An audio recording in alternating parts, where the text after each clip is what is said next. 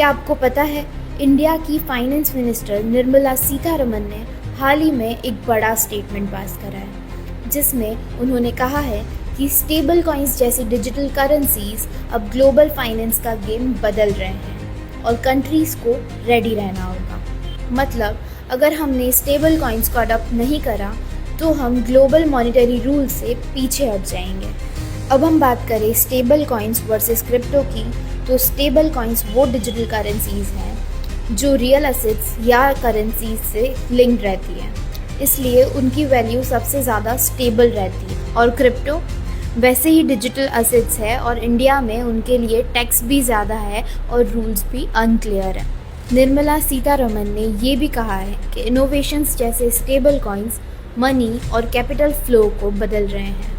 अब कंट्रीज़ के पास एक ही चॉइस है, या तो वो अडॉप्ट करें या फिर पीछे रह जाए। ये बात सबसे ज़्यादा इम्पॉर्टेंट है क्योंकि आरबीआई अभी तक कॉशियस है और अपना सीबीडीसी का टेस्ट कर रहा है, जो कि ऑफिशियली लीगल मनी का स्टेटस रखता है। फाइनेंस मिनिस्टर ने स्ट्रेटजी और ग्लोबल शिफ्ट्स पर भी फोकस दिया है और कहा है कि अलायंस और ट्रेड डायनेमिक्स भी बदल रहे हैं और कंट्रीज़ को अपनी स्ट्रेटेजिक इंडिपेंडेंस भी मेंटेन करनी होगी।